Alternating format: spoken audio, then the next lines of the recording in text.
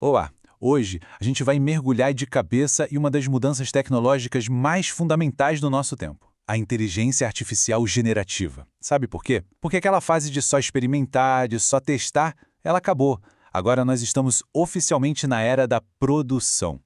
É isso mesmo. A conversa mudou completamente. Não é mais sobre o que é isso, e sim como isso vai transformar o meu negócio. A IA generativa está saindo do laboratório e indo direto para o centro das operações. E olha, uma análise recente do setor mostra que o ritmo está frenético. Os projetos estão saindo do papel, sabe? Os agentes de IA, aqueles mais autônomos, já estão surgindo como uma segunda onda de inovação e o impacto está sendo sentido em toda a pira de tecnologia. E no coração de tudo isso, os modelos de fundação. São eles que estão atraindo a maior parte dos investimentos. Para a gente conseguir entender esse cenário complexo, este aqui é o nosso roteiro. Vamos olhar além do hype, mapear o mercado, explorar a estrutura tecnológica camada por camada, dar uma espiada na próxima evolução com a IA adaptativa e, claro, discutir os riscos e as estratégias. Vamos lá! Ok, primeiro ponto fundamental. Essa mudança é para valer e está acontecendo agora. A gente está falando de adoção em nível empresarial, com gigantes como Microsoft, Google e Amazon colocando suas ferramentas para jogo em larga escala. Mas o mais impressionante é que a IA generativa não está crescendo sozinha, ela está agindo como um verdadeiro catalisador. A projeção é que ela vai aumentar o uso de outras tecnologias de IA em 400%. Ou seja, ela está levantando todo o ecossistema junto com ela. Naturalmente, com toda essa explosão de crescimento vem um pouco de caos, né? O mercado está simplesmente inundado de fornecedores, ferramentas novas aparecem toda semana, o cenário muda num piscar de olhos, e isso, claro, pode ser bem intimidador. Então, a grande pergunta que fica no ar para muitas lideranças é exatamente esta: como é que se navega nesse labirinto? Como tomar decisões inteligentes quando o chão parece se mover sobre os nossos pés o tempo todo? A resposta está em ter um bom mapa.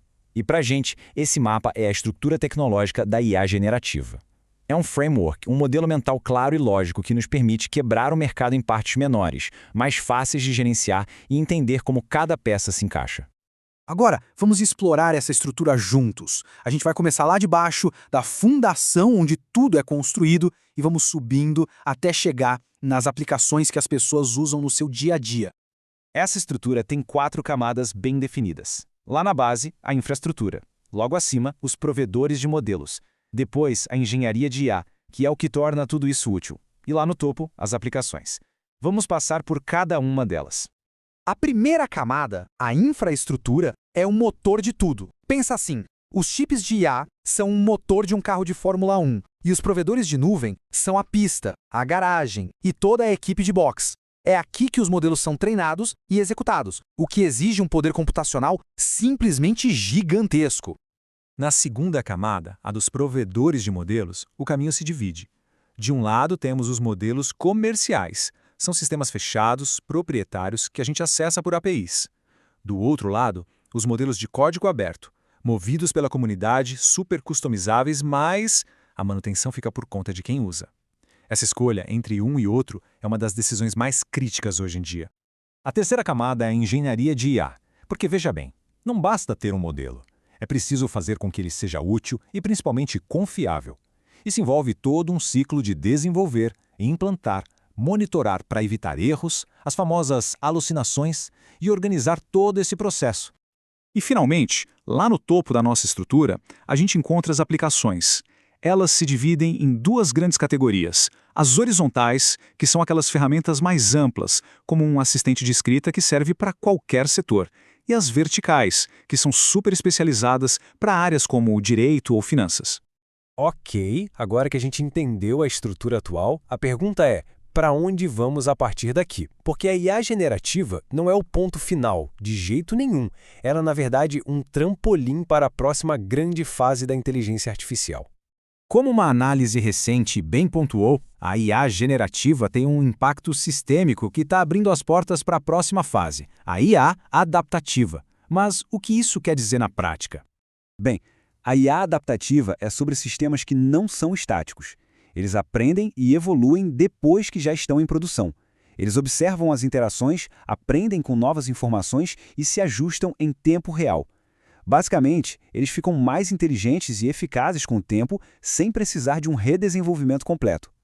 Falar sobre o futuro é sempre empolgante, mas a gente precisa ancorar isso na realidade de hoje. A adoção da IA generativa traz um caminhão de oportunidades incríveis, mas também traz riscos bem significativos que precisam ser gerenciados com uma estratégia muito clara.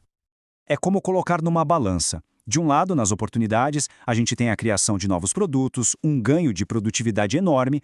Do outro lado, nos riscos, temos a imprecisão, resultados com viés, questões de privacidade de dados e custos que podem sair do controle.